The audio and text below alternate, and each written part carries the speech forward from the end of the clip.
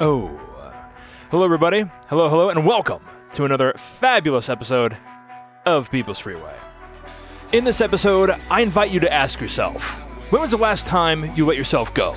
When was the last time you let your imagination take control? When was the last time that you allowed yourself to use fantasy as a way to improve your life? Well, we have a treat for you, because today, in the studio, we have a special guest. My good friend Wyatt is going to be providing us information in regards to a new part of the subculture of Salt Lake City that I was not aware of, but has, in the past couple of weeks, become very, very apparent to me. Tabletop gaming. More importantly, and more specifically, Dungeons and Dragons. Wyatt and I are going to talk about the different applications that you have in regards to this wonderful game, the social aspects, a little bit of philosophy, a little bit of psychology, even though we are definitely not trained to do so, but, hopefully it'll be entertaining. But we're going to just sit back and relax. We're going to take a moment to question, why is this such a cool hobby? Why does it help people? Why is it fun? And why is it now becoming even more popular? Let's find out together. Sit back and relax, because this is People's Freeway.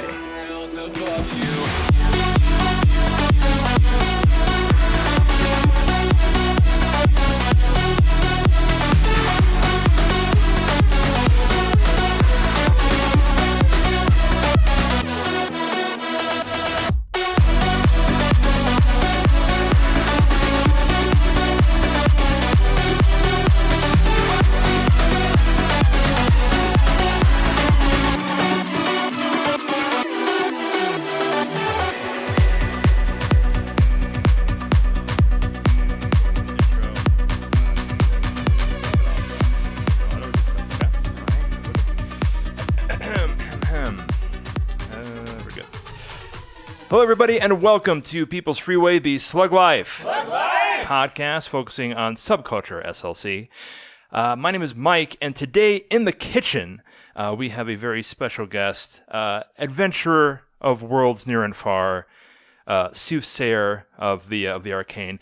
Ladies and gentlemen, Mr. Wyatt Ramheld Nikla has decided to join us. Wyatt! First, hello, sir. First of all, thank you so very much for being here. I truly appreciate you giving me some time out of your busy schedule. Pleasure. And I just want to jump right into it. You are a game master. You are very specifically, you are the Dungeon Master currently for the Dungeons and Dragons campaign that I have a couple that I have the pleasure of being a part of. And this is a kind of a man, I just don't know how to really get into it too much, because I'm a geek at heart, but I've never gotten into tabletop gaming or anything like that. And I started, as a lot of people I believe have started, getting introduced to it by online sources, very specifically the Critical Role podcast. Oh yeah, plenty of people like you, right? Oh now, man, these days. Right? It's crazy. There's been a surge of people who have been getting into tabletop, being into board games and that kind of thing. And one of the things that surprised me about another thing that surprised me about Salt Lake City, which is the reason as to why I started this podcast in the first place, to find interesting things about it. There is a huge tabletop community here in SLC and the surrounding counties and everything. So I went looking for a place to play, because I've never done it before, except for when I was way back in the past when I was a kid. Oh yeah. And I just got started having a blast. And now we have somebody who has been doing it for a long time, an expert, if you will, in the realms of D&D. So thank you so very much for coming by and letting me just, pull at your brain. Oh man. yeah, I jump at every opportunity I get to talk about it. So I'm so glad. I'm so glad. So let's get into it a little bit.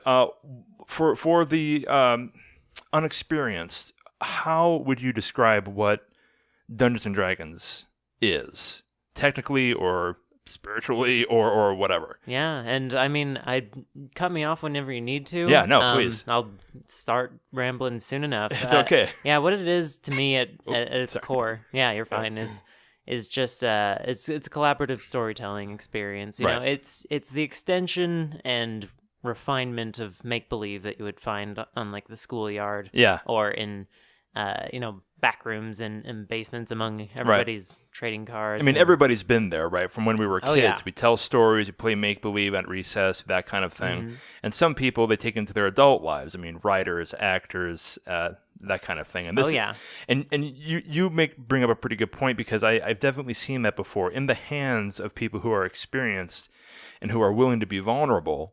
It can turn into like this really incredible laboratory for creativity.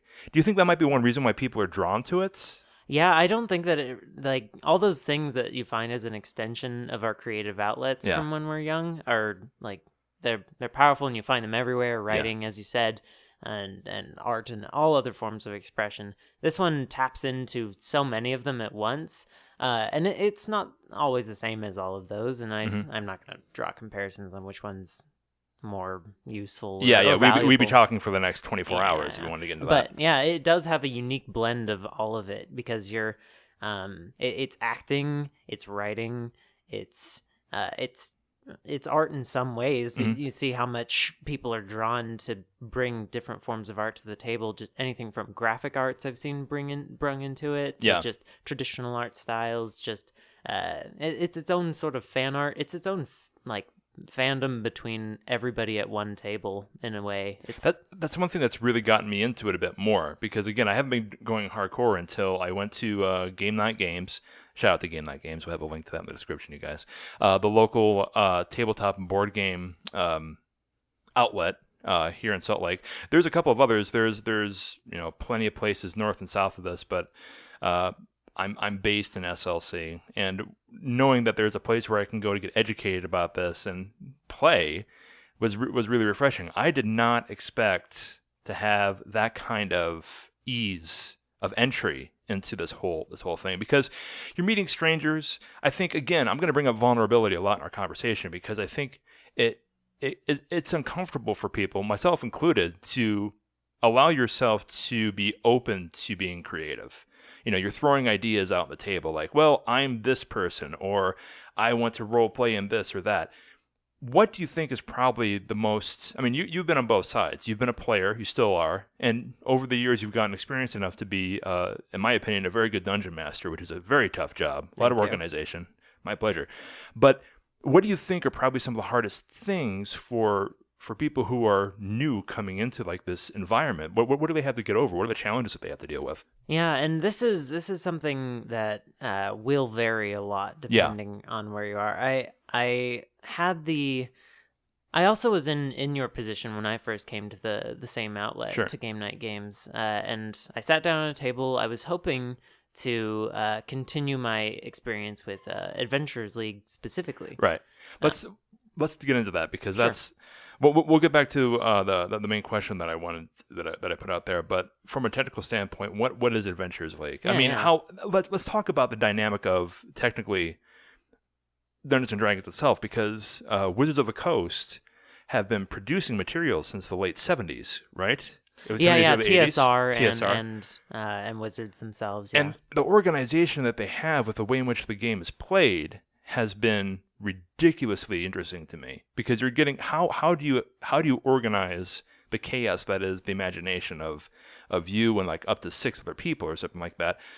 What's the history behind that technically? How many editions were there? How did they put this out in the universe? I mean, from where you're standing, how is that coming about? Yeah, so the name of the game escapes me, but Dungeons and Dragons, and this is all great, just online information you can find. But just to put it into verbal format, it came out of wargaming, right before the first few iterations of Dungeons and Dragons. Wargaming? So it's military stuff? It's all very strategic, tactical war games. They don't involve role play like Dungeons and Dragons does. It's completely tactical. Okay. It's just like a strategy. It's a StarCraft.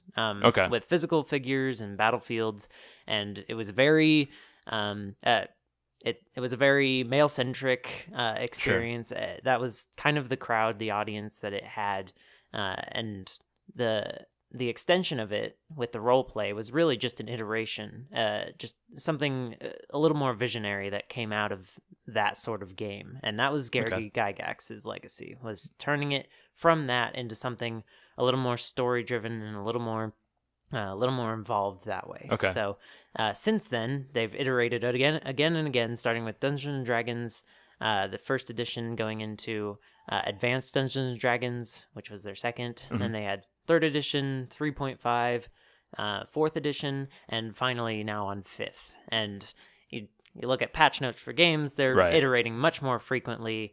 Digital games, I mean, are iterating much more frequently than Dungeons and Dragons is. But so fifth will last us a long time. But that's where we currently are. That's crazy. It's amazing to me that they were able to, like Wizards of the Coast, the company that publishes and owns the rights to D&D, how they were able to find this genie in a bottle. They found a way to technically manifest a way in which you could apply your imagination to a real world model. It's really genius. I'm going into like the brief history because I have done a little bit of research before you came in today. Oh, yeah. Just the fact that they've been able to plot over 30 years of, well, I mean, money's got to come from someplace. Mm-hmm. But because they give people kind of like an instruction manual in which they can use their imagination as a tool and still be able to make like this empire, I guess, that's ridiculously crazy to me. That's very, very impressive. But not completely ignoring the history, but going back to what we were talking about before, that can sometimes be a little bit intimidating, I think. Yeah. Everybody knows about, Dungeons and Dragons, that's for these kind of people or whatever. And everybody always brings up like, some of the rough history that the game had because of different events that happened like in the 80s and that kind of thing. So going back to the original question I had, what are some of the biggest kind of hurdles that you think newcomers to this game age-old game with lots of history. Yeah. No, it's and like I said, very dependent. Hopefully, the fewest hurdles are just thinking about the rules, figuring out what does what, remembering numbers, just very technical. There's a lot of math, for sure. Yeah. There's some, and it's got this whole thing called the action economy, and that's just in simple terms, all the things you can do when you're up to the plate. Right. And in baseball, you just have to think about hitting the ball right. Right. And sure, there's a lot there. Sorry. There's a lot of technical for skill in for that. sure. We're not saying it's not a complicated game, everybody. I mean, but so when it comes to it ain't got shit Dungeons and Dragons. That's what I'm saying. Okay.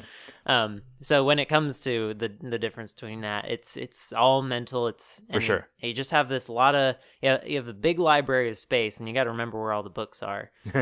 So it's really difficult that way, and you start to ease into it, and you start to get the same muscle memory you would in anything with this sort of stuff. So hopefully that's the biggest hurdle anyone has, and that's eased by other welcoming players, the patience from veterans, just knowing, just trying to empathize and remember back to that time when we all first started. Yeah, for sure. I was welcomed into the group that was over a game that pretty easily, and I think that's because everybody was after the same thing. They just wanted to stress. They wanted to stretch their creative muscles a little bit and see if this particular environment, this particular kind of gameplay would work for them on a Wednesday night. What do you think are probably some of the most rewarding things that you can get from playing the game? Yeah, so if you get invested, if you can find that engagement and put it down to forgive the little hiccups that always come up in a complicated game, you can get so much out of it. I think one of the biggest things, I hate to jump to it without much lead up, but it's just like a lot of self-identity exploration. Really? Yeah. If to some people it is a nice little stress-free video game session. Sure. That's just a little more tailored to you rather than what the game developers did. Sure. So it allows you to kind of just express yourself that way. But for the truly in-depth that go far into roleplay, you'll start to find that the characters you inhabit in this make-believe world will start to show some of your own true colors, and what a better way to try and figure things out about yourself than where you can make those mistakes and do world-shattering things and find ways to come to terms with them or make up for them, grow and heal. I'd seen it on plenty occasion. That's interesting. That is one thing that I did want to touch on, because I'm not sure if it's just due to the popularity of the game in general coming up in the past 2 or 3 years or so, which is in direct correlation to a lot of the online resources that people have nowadays. Dungeons and Dragons has been used in small part as a way of therapy for people. Like specifically, you can go online, you can see sources where therapists, psychologists use a point of role play as a way to help people. There are soldiers with PTSD, people who are survivors of abuse, people who are dealing with certain addictions, pick and choose, I suppose. I've been lucky in regards to the fact that I haven't had to deal with any of those challenges, but one of the main reasons as to why I wanted to get back into Dungeons & Dragons, the last time I played, like I mentioned before, was when I was a kid, and the person who taught me how to do that was a very, very dear friend of mine who passed away about 2 or 3 years ago, and he was a huge role-playing fanatic. His game of choice was Warhammer 4K, which beautiful game. But one of the reasons specifically that I got into playing the game with you and with the good people like Game Night Games, and now with a lovely group of people that we've been playing with the past couple of weeks, doing a homebrew concoction. One of the main reasons was to help me deal with that a little bit, and it's been good because I can definitely see how the character that I'm quote unquote playing in the game is dealing with like different things that I'm dealing with in real life, and finding out how you can, without any kind of taxes against you, you can find ways to deal with that. In your experience, can you talk about certain situations where you've seen people be able to apply different theories and strategies that they've had in the game towards real life that they've spoken with you about? I don't want you to get, you don't have to blow up anybody on the internet or anything, but what's been your experience with that specifically, if you don't mind getting into that a little bit? Yeah, so it's, I would say as much perhaps for your experience, something that I would think would apply to, and the beauty of it is it's still a different person that you draw certain connections with. So if, and I'm very sorry for your loss, Mike. Yeah, thank you, buddy. Appreciate it. It's a great, think about the legacy of heroes that have been through the same dragon fights and the same dungeon crawls that your character has. Yeah. And as perhaps a warrior of the faithful, as your character may be, think of just that long history of people that have gone before to forge ahead, and now you get to take up that mantle in their name. Yeah, totally. And with that sort of thing, and like you start to delve into the very Tolkien ideas of elves are immortal. They live for hundreds of years. But think of the immortality someone achieves when someone takes up the banner they've been flying for so many years. That's a great point. And it can get a little melodramatic to people who aren't really. That's all I deal in. Yeah, exactly. It all depends on people's background. I understand, but that's honestly sometimes where that therapy comes into play. If you have an open mind about different strategies to help you deal with stresses in the real world, anything goes. And quite honestly, if I can feel better about anything in my real life because of a board game, I'll take it, and I think it works. I think it's a good thing, and also just makes it more fun for me too. It can be. Have you ever run into a situation where people might take the game a little bit too seriously? Yeah. So I guess, as in all things, and I encourage experimentation above all, but there does end up being times and places, and especially with such a therapeutic thing. Sometimes spotlight becomes a bit of a problem. What do you mean by that? So if you're dealing with something, if you're trying to use the game as a means to an end, and if you're seeking it out specifically for that, what you tend to do is you start to become sort of a magnet for things, and you start to exert forces. You draw the attention of the game to specific things. But I think what's important is that the spotlight is on everyone, remember? So it's not a therapy session in that it's you and your dungeon master working on your problems specifically. And that's and while that's extremely important, what the game does is it allows you to bring that into a group setting. So if you think of it more of like And it's kind of funny talking about the game like this because I'm sure. Well, that's one thing before you get too much into it, because I'm definitely interested in hearing your experience about that.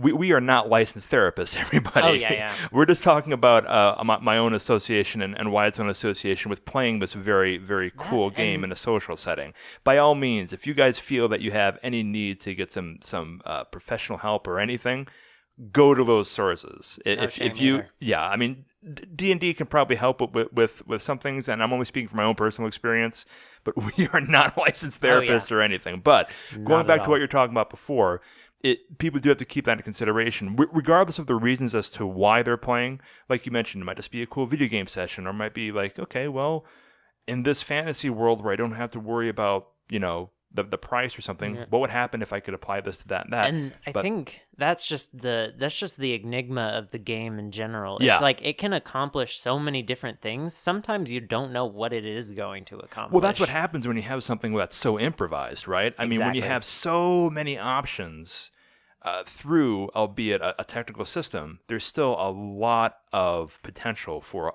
a lot of things to happen. Yeah. And I enjoy talking about what the potentials of the game are. Yeah. Expectation is a big thing that I've come to deal with the game because... How so? Is it because of all the online stuff? Like people are expecting to recreate what they see? It can come from a lot of sources. That's definitely a big one that you hit on there, is just when you see these paragon examples of what the game can be, sometimes hopefully you can be grounded enough to know that not everyone can do exactly that and will not do exactly that, but can still hearken to this amazing experience. And each one is going to be unique. And the fact of the matter is that D&D is a people game. Wargaming was more of a card game. And you're playing against an opponent, It's back and forth like that, and it's more about the rules of the game. D&D's rules, and you'll see this said everywhere, especially by the designers, is just a framework to get at something else. Yeah, that's a good question too, because let's talk about that a little bit, because it does have rules. It's a turn-based system of play. We have to have certain limitations in regards to how many hit points or the life force that a person has, different abilities, that kind of thing. How often, though, for the sake of the game, do you throw the rules out the window? And then on the flip side of that, how often do you have to find yourself being like really honorable to the architecture? Yeah, so I think the toughest times are when everyone. I think the second most is just if people are starting to get a bit listless. Yeah. And you'll see this when more professional dungeon masters do take to the table. They more read the table than they read the rule books. If people are getting slow, if they're feeling sluggish, if they're getting distracted, they're not interested, then it's good to have either just the improvisational skills or something on hand to toss at them to bring them back in. Which goes back to what we were talking about before, how it can affect you in real life. I mean, it's a great place to try and figure out these creative ideas. It might be a good outlet. Exactly, yeah, it is that. So aside from reading the table and just keeping people interested, the next hardest thing, I think, for people is sort of just the emotional investment. What you start to feel. Oh yeah, I've been there. Yeah, for sure. Those ties, and the hardest thing for me as a dungeon master, talking about throwing out rules, is when it's personally just very emotional to go through with something. The rules test us so that, and I've gone on about writing in TV shows or books or anything is all it's all this weird kind of contrived. People strive for realism in these things so that we don't feel cheated by just the plans of the author. Right, but if there's no rules in an environment, then nothing really has value in a sense. Yeah, exactly. So if in a show, if a character you've grown so attached to and they die off, you can, if they've done it well enough, you can feel anger at the universe. Yeah. But more often, sometimes you'll just feel anger toward the writer. Why did you do that? Yeah. And when it comes to Dungeons and Dragons, something that's really interesting and beautiful is that it starts to harken back more to the real experience, because sometimes the dice fall a certain way. Yeah, for sure. And that emulates just what life does. What life does, yeah. Life doesn't care. Yeah, life isn't fair all the time. And it lets us deal with these things. Yeah. So if you lose someone important to you in the game, and it all ties to investment. Sometimes it is just a game. Sometimes it is, and I'm sure most anybody could think of a character in something. Oh, absolutely. That they absolutely fell in love with, and they would hang their posters on their walls of that person, and they would look up to them no matter, and in real life too. So imagine now that you have that person, you can interact with that person in this space that's been set up for it, and then anything can happen with that. You could go on to see that character as a mentor figure as you interact with them. You can start to see them as a peer, and you get to work out all these interactions. And then sometimes you can lose that person, right? And that's not like the end state of everything. I listed those other things. All of these are as much a possibility as the other, right? But that's just what like life does with it too. But that's got to be hard for you sometimes too, because you are the controlling force. And that's where I start to feel like the show writer is, why would I want to kill off this person that people are so obviously attached to? And you're interfacing with the writer as you play the game. And that's got to be a huge. I would be stressed the fuck out if I was at a table with people who took the game very, very seriously, and it depends upon the roll of the dice. Well, now that particular character that you've been playing for the past 6 months or something is no longer allowed to play anymore, at least in this specific campaign that you're taking care of, and you're right there with that person. How many times have you feared for your life when you've been doing this stuff? Yeah, just and there's so many quotation marks ways to die in that situation. Yeah, exactly. So it's something else, and it's even more so when you're right there with them. Oh, sure. It's just and I do try and keep away from the me versus you mindset. Yeah, totally. Because it's not going to accomplish anything. It's and that's it. It's not wargaming anymore. Yeah. I'm not trying to beat anyone. I'm trying to tell a story with that's you it. guys. That one of the best quotes that I've heard online in regards to the attitude that you need to take when it comes to playing this or any kind of role-playing kind of situation is that the game isn't about points. It's not about winning or losing. It's about telling the story.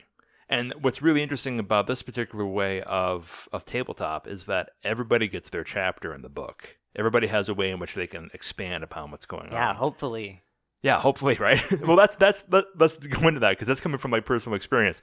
When I started, I had a character, and I was falling for the same thing. I was pushed forth, which I want to get back into a little bit with another question, but I was pushed in because of Critical Role, because of the stuff that I was watching online, something that I found on accident, and I wanted to recreate that experience on the first time, and my character was killed off because that's just the way that it worked, and over time I've been able to be completely okay with it, but I can definitely understand how that investment, that kind of, the way the rules are played, you can't play with that with that character anymore. At first, it was like this huge personal kind of. It was. I had an emotional response to it, which is weird because it was only like we were 3 weeks in, I think, and the entire team got taken down. But when you think about it logically, when you're up against the rules, when you're up against the evildoers or whatever inside the game, that's what would have happened given that situation. And what I really found refreshing was that not only was it the online sources, but it was a couple of articles that I read about what we mentioned before, the therapeutic uses of the game. That's another thing that kind of brought me into it. And strangely enough, the same way that I mourned that character, I could not help, it kind of freaked me out a little bit, I couldn't help but see the similarity between how I mourned the death of my friend a little bit. And the good thing about it is that the more time that's passed, it's gotten a lot easier to deal with.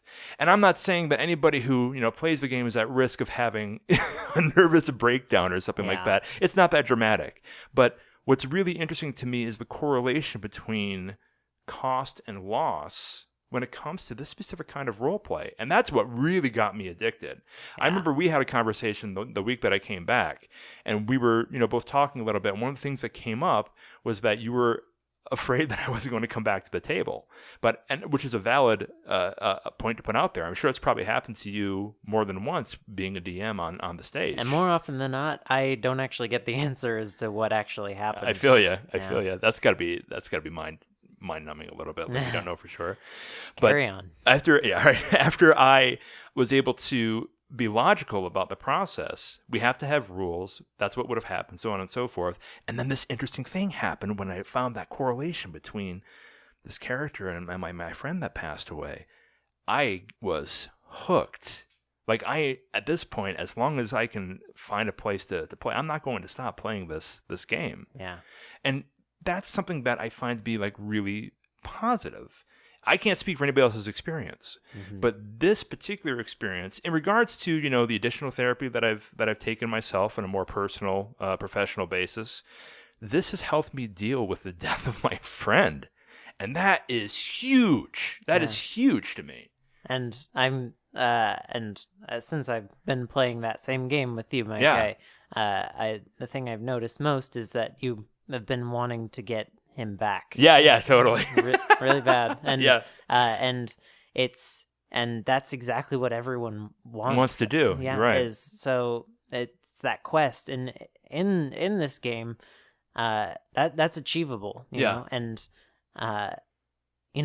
everything depends on it's a whole lot of escapism versus for sure versus connection and applied experience. So. It comes down to what everything means to you as we do it. Totally. Some things are what they mean to you is just like a little weight off your shoulders, a little stress-free when something funny happens. When antics and shenanigans ensue, and for sure. And everyone plays off each other, and it's very much joking around with friends because it's like, well, what if that? And everyone's like, that's even more ridiculous. Yeah. And what if this specifically? And it all spirals and it's intense. Snowballs into a great funny time. Like with the group that we've been able to get going for the past couple of weeks now, I'm getting closer to these people, and that's very interesting to me because we just meet once a week. We role play in this weird universe, and it's interesting to be able to be in a place where I don't have to worry about being vulnerable from a creative standpoint. That gets addictive. Oh yeah, the open space in D&D is one of the things that I think is most important to be there. Yeah. If people will disagree on the game wildly, but as long as everyone's willing to hear everyone out in that instance, empathy is a really, really important part of the game. Do you think that from your own personal standpoint, getting better at the game, you've been DMing for a number of years now, how's that affected you personally in that realm of empathy? I mean, do you feel that you can put yourself in other people's situations more often now? Like, I don't know, hypothetically, you're having an argument with a friend or with family members or something like that. Do you find the tools that you've learned being where you're at the table have helped you in real life? So that's the thing is thinking about that now as you ask me, Mike, I think what I actually believe is I wish they had been playing it with me. Okay. Yeah, because everybody could be at the same page. Be like, you know what? This time it's exactly what happened when we were over at Dresgo and the dragon came by and smashed your horse, okay? I didn't mean to crash your car. I'm sorry. Exactly. It's that same shared experience that it comes back to it. I think I use the game to hone my skills in regards to the game in general. For sure. I don't think that the kind of empathetic growth I would find in the game is over yet. Okay. I think that that's excellent. That's a great thing to say, I think. Yeah, I think there's always more in this game. Well, with everything, right? I mean, you have, again, so many things that can happen. The only limit is the imagination of the people at the table. Yeah. Going back a little bit to the online resources that come through, we have had, and I say we because I believe in the small amount of time that I have been playing the game, I believe I'm part of a community now. We have had a huge amount of growth with people who have been coming to the table. Oh yeah, I probably know the numbers a little bit more than I do, but I remember a very specific graph with a huge spike at the end of it. Sure. So Yeah. It's very interesting to me. And I think overall it's positive. The more people that can find this art form and can go through and work with it in a positive fashion, awesome. But we've touched a little bit about how people may come to a session and they may want to recreate specifically, the Critical Role thing, the Acquisitions Incorporated. And guys, don't worry. I'm going to have links to all this stuff in the description. I know that when I mentioned these shows, you don't know what they are. Oh, yes. Join us, please. Yes, you will. Watch and join, absolutely. But what do you think are some of maybe the negative aspects that come from this experience that once had a very tight-knit community has now blown up? Has there been any kind of things that have popped up in your experience that you believe, maybe it could have gone a different way, or maybe this was better? Like one of the things, like, again, we mentioned before, if everybody wants to have a Critical Role experience, they're probably not going to find it on their first time. You're dealing with a show that is a high production value. You have professional actors doing that kind of thing. You have professional writer that's coming in and building the campaign. Yeah. That's hard to reproduce. Do you find that there's any other challenging aspects that come to that you think might be specifically from this huge online resource that we have nowadays when it comes to the community? So here's the thing. I guess I view it a little differently, Mike. Sure. So I think maybe negative is too strong of a term, but well, here I think what comes to mind when you tell me that first is I think that Critical Role and maybe not so much Acquisitions Incorporated, sure. but Critical Role I actually see as part of the spike. I think that it was an element that came into play as the game began to grow. Okay, and for then, sure. It had already started to gain a bit more traction with 5th edition. I think 5th edition was what started its large. Why is that? I think it's a more welcoming game. I think that It's interesting.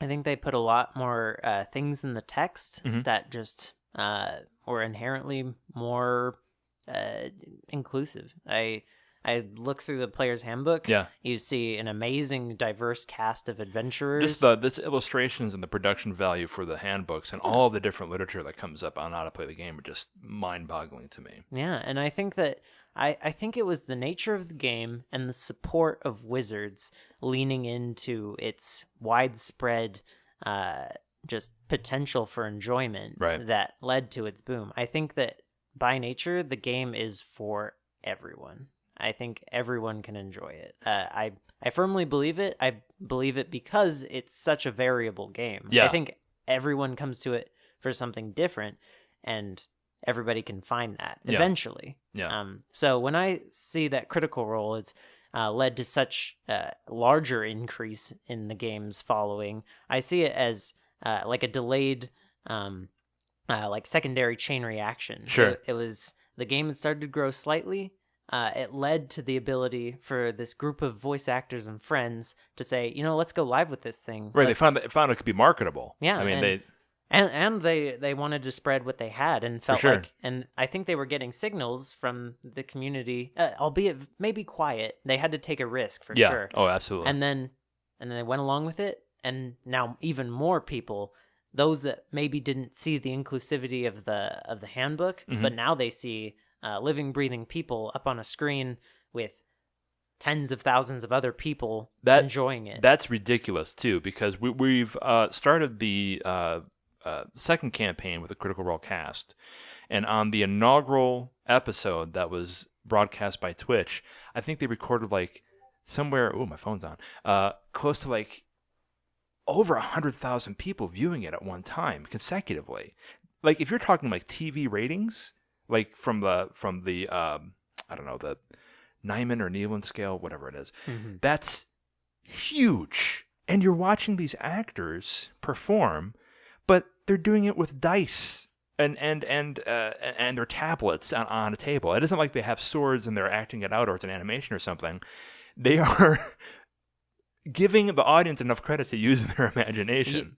To the layman or the unexperienced, it might almost seem like you're watching a script writer write the script. Totally, yeah. Instead of watching the actual produced You're watching show. them read the script, for sure. But there's nothing there. It's all improvised. Exactly. They have a framework from the gentleman who is writing the campaign, Matthew Mercer. Look him up, guys. I mean, he's all about geek culture. I hate using that term, but Dungeons and Dragons and that kind of thing. But that's it. They have a guideline, and then it's everybody else's creativity that pushes the story along, which is interesting. Yeah, exactly. All the improvisation and just on the fly acting, and you see it with plenty of other streamers on Twitch and other platforms. Yeah, they're just enjoyable people to be around. You know, you watch them and you see a close knit group of friends. And that's always enjoyable to see. Well, that's kind of what everybody wants, isn't it? I mean, they just want to go someplace where they can be appreciated for being themselves. Yeah, it feels like sitting down with a great group of friends and chatting and playing games, and they've recreated that for everyone to enjoy. And it happens to be that they're playing one of, in my opinion, one of the greatest games to experience together as friends. That's so, awesome. All of that, I think, is what kind of drives how many people enjoy it. That's cool. One thing that surprised me a lot about it being such a point of subculture here in Salt Lake was just that. When I first came, I say this on the podcast all the time, when I first came to Utah, to Salt Lake City, I expected three things. I expected mountains, Mormons, and mayhem. I'll say mayhem because the alliteration is important. Exactly. But you come to this conservative place, and arguably, I mean, Salt Lake is probably this liberal oasis, for lack of a better term, and we have more left-wing thinking and that kind of thing, whatever kind of label you want to put on it, and then the surrounding area is a little more conservative. But I fell for the trap where I thought the entire state was just people who were, religious, people who were doing things that they were told to by major network television, that kind of thing. Yeah. I was completely wrong. And this experience, this podcast has been able to prove to me that there's so much here to experience on both sides of the aisle, whatever you want to call it. Were you surprised that there was such a large subculture here that not only dealt with Dungeons and Dragons, but just dealt with like tabletop gaming in and of itself? Yeah, let's see. I have to kind of examine how I do view that, because I came to Utah because of university, so I already expected to see a little bit more of kind of a diverse crowd around me. For sure, coming to the U, and my experience with it grew out of that. I made my friends there, and I brought them into the game because I was excited about it. How long have you been playing? I never asked you that. I should have asked at the first point of the interview. Yeah, so, honestly, I lose track of the years. Good, it must have been a while. It's because, to be honest, and I'll try to make this quick. No, it's all right. Dungeons & Dragons started for me with not even Dungeons & Dragons. The friends I play with now, we were doing like precursors to Dungeons & Dragons since middle school. That's cool. We were saying, we'd sit down, and my friend would say, I came up with this story that I'd like you to quotation marks play in. Right, and we didn't have anything to call it. We called them like story games or something. Yeah. We had no identifier for what we were doing, but we could tell it was fun. Yeah. So we kept doing it. And then we dug out like the second edition of Dungeons & Dragons. I realized, oh my God, there's a system to this. Yeah, I can't believe we dug it out of his closet, and we gave it a passing shot. Second edition is a bit cryptic for the modern audience, so we kind of lost it on that. But then give it half a year, 2 years later, then we were all playing 4th edition before 5th even came out. That's crazy. And then 5th came along, and we've been going strong all through that time. Well, so. That's awesome. Congratulations. Oh, yeah. It's good. It's good to, congratulations on having friends since middle school, because I don't have any friends except for, no, I'm kidding. Yeah. But when you got here to the University of Utah, of course, you're in a environment of learning. Yeah, you have a lot of people who are coming to the U because, honestly, it's not a bad school. It's well known for a number of programs that they've actually flagshipped a lot.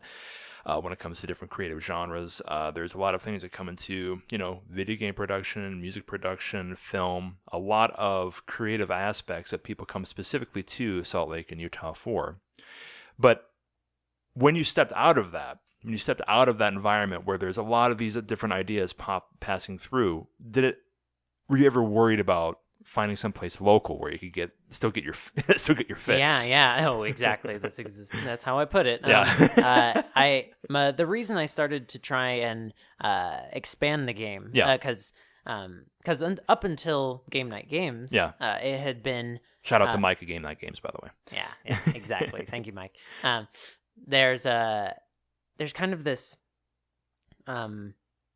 going between friends to the game and games to friends. It's delicate. It's delicate and it's different for sure. It would be remiss to not call attention to that. Sure. So up until then, I had that friend in middle school for the longest time, and we discovered the game together and gave it a try, and kept going with it because it was so fun. Yeah. And then I knew about it, and I don't know if you know, but my experience had been almost identical to yours. Mm-hmm. I had some dabblings with it, and had played some, and then Critical Role came along. Yeah. I had never watched the game before. Yeah, me neither. I had only played it. I found the podcast. I found the entire show by accident. It was it was in my YouTube queue for some reason. I was like, all right, well, clink. I don't remember. I just have this vague, strange memory of pretty much a white page with a few links on it. Yeah. And one of those links went to Critical Role. And there you go. And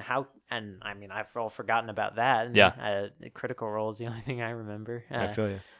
But yeah, that had been my experience, kind of getting into the game at another level. Mm-hmm. I was seeing its. And I didn't even know it at the time, but I was seeing the game popularized. Was this after you graduated? No. After I was in college, I was getting. I was playing on and off with my friends back from in Oregon. Okay, cool. Online. Cool. So still not quite the experience. I'd always played online by that point. My in-person experience started with Critical Role. Cool.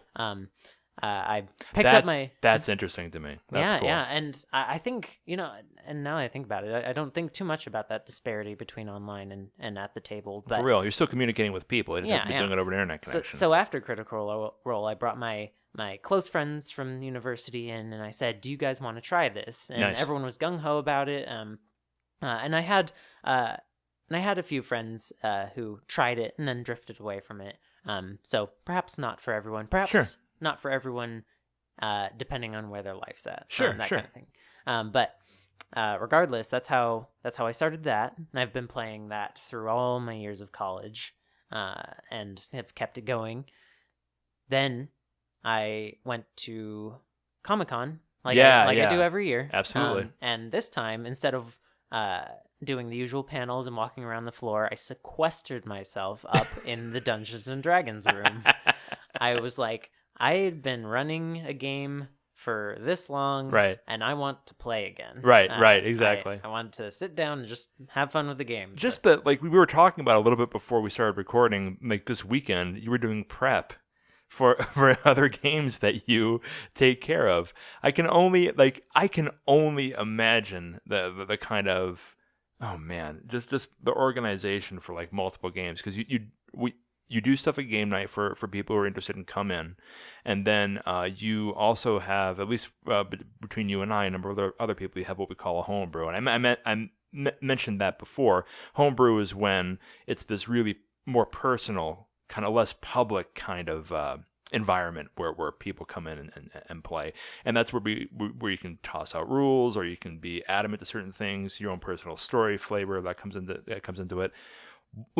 As a dungeon master, I mean, don't you just get tired of having to do all of the busy work, and you just and you want to play again? I mean, was that like the reason as to why during that Comic-Con exposure you would just said to yourself, okay, enough of this, I'm throwing away the graphs just for a bit, and I just want to just have fun or whatever? Exactly. Yeah, that's why I stayed up there the whole time.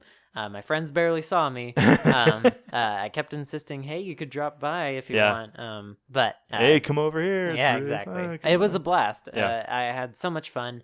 And if you have the opportunity of playing at a convention first, don't think it's worse or better. It was a great experience. That's cool.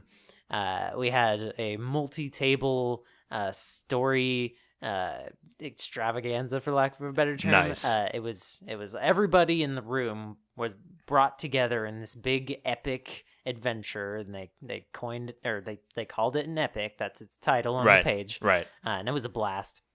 It really is something else. I met a few cool people there, and And the people I stuck around with at the convention because like-mindedness and Yeah, we were sure. having fun. Sure. I actually they're playing down at another game store, but the people I'm currently playing with now, I've actually remembered I ran into them first At the Comic-Con. at the con. That's yeah. crazy. So basically that was that. So I came looking for more of that because I was swamped with running games and I wanted to play more. Yeah. So I came to the shop and I was like, "Are you guys doing what everyone was doing at the con?" Yeah. And the answer was no.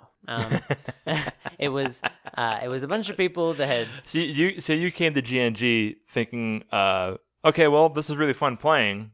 Are you guys playing this? But then, no, that isn't the case. Nope. You got.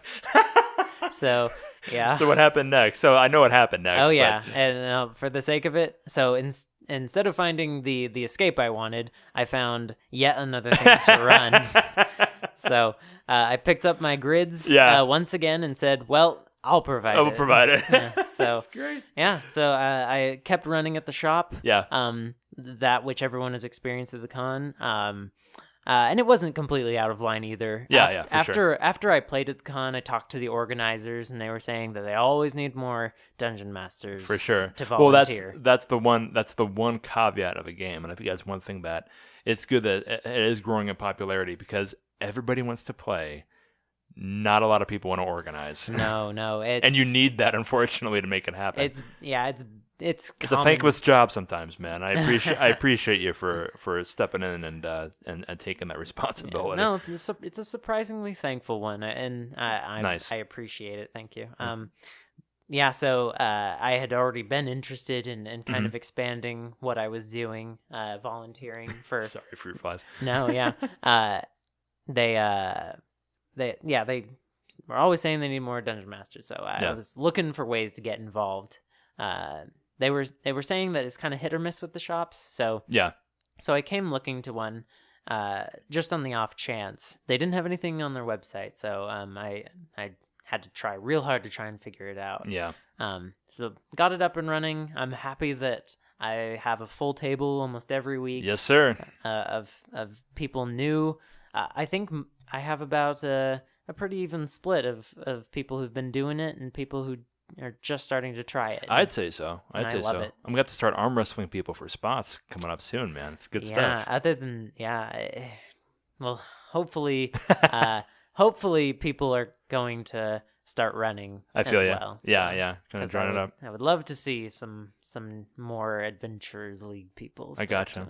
Well, I mean, honestly, they have done a great job of making it a commercially viable kind of situation where people who have never played before can get into it. So I think that hopefully we'll be able to find more people who can DM and just get it more popular because it's a very positive experience for me, and I hope other people can share it. I honestly think the shortage of dungeon masters is the only thing that kind of keeps the game from being the mainstream cultural pillar. I love it. Of some I can't begin to guess at the potential of the game. Yeah, man. I don't think it has the cap. I don't think it has any. I don't think it's going to start slowing down anytime soon. No, I don't. I really don't think that it has the limits on its potential that you might guess at. I think Well, let's close up that a little bit before we get into the quiz. Then, what advice would you give to people here, specifically in Salt Lake, who are interested in getting into it, or people who've been playing it for a while who are interested in DMing?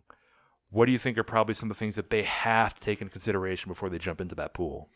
Yeah. Well, think about that. I think that to start with jumping into the game, not as running it as a dungeon master or a game master, but as a player, is just to remember that you'll run into all flavors of people for sure, and take care of yourselves if it's not the right table for you.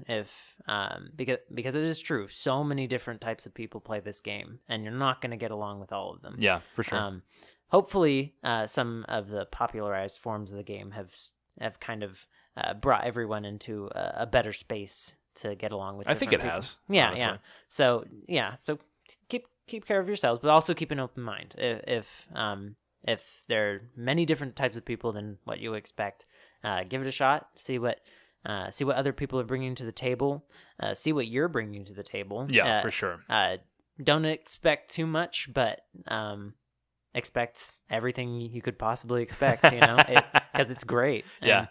I think that's a good balancing point to take too. Don't expect too much, but don't be afraid to ask. Oh yeah. You're never going to know unless you ask the question. Like, can I do this? What's going to be the goal of this particular module or campaign? It's it's a really good one to ask just around between everyone what's going on when you arrive there. For sure. And maybe you'll that'll help you start to already filter through some things. If I know that when I first went to the game shop and I wasn't running anything yet, I asked what we were playing, and the guy said, it's all my own kind of brand of D&D with Dark Souls mixed in. And I was like... So it's hard as hell, but we can try and make it work. I am personally not a fan of the Dark Souls games. Very challenging video game for those who don't know. Very, very challenging. Yeah, so I was like, well, it's what I got. But yeah, communication is a big part of the game. Do you think that's the same for people who are experienced here in Salt Lake, Always. but are trying to evolve into and running their own campaign? Yeah, I know that some people tend to hold fast to what the game maybe used to be. Yeah. For some veterans out there, but I think that just by the nature of it, the game changes. I think it has to. It very much does. So. Just as much as a player not knowing what to expect at all when they walk into the shop, so too must the veterans not know what to expect when a bunch of new people walk into the shop. Nice. Okay. Well, man, wiser words have never been said on this bullshit podcast. So no, it's not. I'm kidding. But I do appreciate your opinion in regards to that. And to anybody who's out there in the Salt Lake City area, I know that I broadcasted a lot in regards to there being Mountains, Mormons, and Mayhem here. But if this is like episode 19, I think, if this has, it's proven to me that it's a shooter's gallery out there, man. And regardless of what community you're in, it definitely holds true for Tabletop and for D&D. And it's here, it's strong, and you're going to be able to have a good time if you let yourself have a good time in that particular community. So I appreciate you coming in and giving us that lowdown.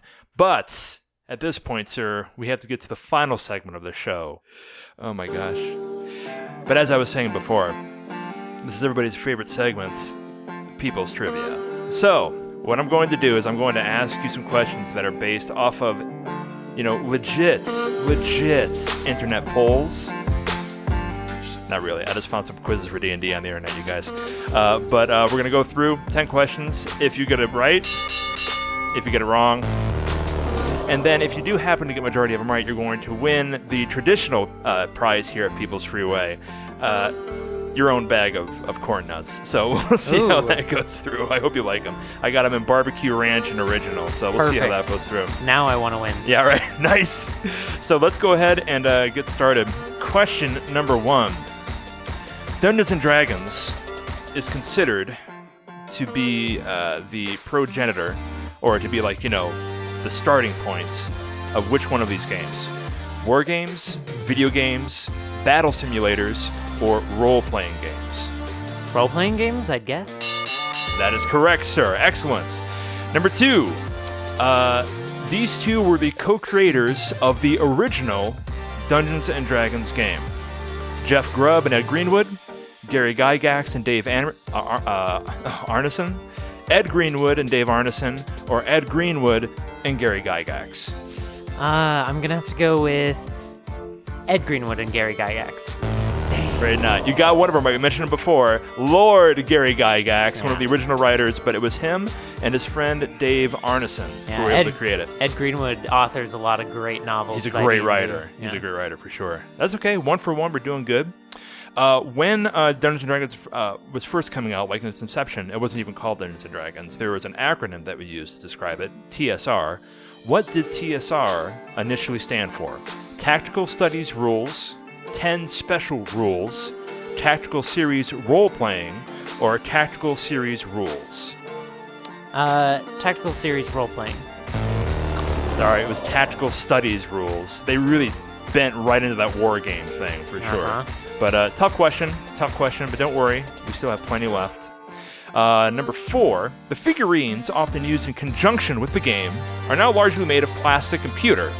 computer figures replaced what other type of material that the figures used to be made of? So they used to be made out of this. Okay. But it was bad. So what was that? What was that stuff they're making out of? Was it ivory, lead, wood, or iron? I'm gonna have to. People were doing. I'm gonna say lead. You're absolutely correct. Yes, sir. Always a mistake. Oh man, stay away from those paint chips, kids. All right, which of the following was actually one of the 3 booklets included in the original Dungeons and Dragons game, the white box set? Which one was which of the following was actually one of the 3 booklets included? Was it Dungeons and Devils, Men and Magic, The Great Outdoors, or The Chronicle of the Egg? Men and Magic? Absolutely correct, sir. Very good. Okay, so now you have more right than wrong. You are going right up to cornet heaven, sir. Sweet, sweet cornets. Let's see. The next question popping up on this. Number 6. Prior to the production of Advanced Dungeons & Dragons, there were advanced rules published as a blue softbound book. The wizard on the illustration looked into the crystal ball, which pictured the characters on the basic game rules book illustration. According to the blue book's cover, the rules inside of that book were specifically meant as what? Optional rules, rules for experts, additional rules to add flavor to your campaign, or rules for masters of the game. Specifically, I know this is a tough question. Yeah. What was the word that was used in that particular regard? I would say it was probably. I'm gonna guess for masters. Close. Is it for experts? It was for expert. Yep. But whatever. Those two are the same. I'm giving that to you. I like that a lot. Expert and master, I mean, it is specific like dictation they're talking about on the quiz. Kind of the same thing, so whatever. Trick question. Next, which of these official D&D worlds is the oldest? The Forgotten Realms, Ravenloft, Dragonlance, or Greyhawk? Greyhawk. Oh. Yes, sir, you are correct. It is Greyhawk. I had no idea that was it. Yeah. Man. All right, next one. The original Deities and Demigods book contained 2 sections that turned out to be problematic with respect to copyright that were omitted from the 3rd edition onwards. Which of the following was one of the 2 removed sections? We're getting hard with these ones, Wyatt. Here we go. Was one of the 2 removed sections, was it Egyptian, Carthaginian, Ega, or Cthulhu? Oh, Cthulhu? Yep, for copyright concerns. Yeah. They couldn't use the name after that, so for every 3rd edition after it, that wasn't part of the original. Shame. Love me some Cthulhu. All right, two more. You're ahead of the game right now. You're doing great. Patricia Pulling started an organization which opposed Dungeons & Dragons. What was it called? BADD, Bothered About Dungeons & Dragons. DDD, Down with D&D. MARPG, Mothers Against Role-Playing Games. Or the AFL, the Anti-Fantasy League. Answer A, bad? Yes, sir. Correct. Last one. Jack Chick has been another producer of misinformation regarding role-playing games. What was the name of his infamous cartoon tract warning people of the dangers of role-playing games? Was it entitled Tools of the Devil, Mazes and Monsters, Dark Dungeons, or The Truth About D&D? I think it's Dark Dungeons. You're absolutely correct. Oh my goodness, you guys. Is Mazes and Monsters something else? It is something else, yeah. But it was Dark Dungeons. Which means... Wyatt, you have won the People's Freeway quiz, my friends. The People's Trivia. Congratulations. As is traditional on this little podcast, I will now award you with your package of corn nuts. Sir, what do you approve of? Original, barbecue, or ranch flavor? I'll take the ranch. Oh my gosh. Oh, it's crackling gorgeousness. Here you are, sir. Thank my you. gosh. Well, Wyatt, I cannot thank you enough for coming in and letting me just, pull apart your brain and getting some information in regards to this wonderful game that I'm so happy to be a part of. do you have any messages for anybody who's interested, anybody who's currently playing, anybody who lives here in Salt Lake and just wants to get into the community? Shout it out now and let yourself be heard, sir. Play Dungeons and Dragons, all y'all. I'm telling you, just do it. Seconded. All right, Wyatt, thank you so very much, man. Guys, thank you so very much for listening to us. By all means, if you want to take some time and just let me know what you think, peoplesfreeway@gmail.com. Like and subscribe on YouTube. Follow us on SoundCloud. And thank you so very much for listening, you guys. As always, my name is Mike, reminding you to enjoy the ride. Thank you so much, Wyatt. Thank you so very much again. And we look forward to seeing everybody next time. Peace!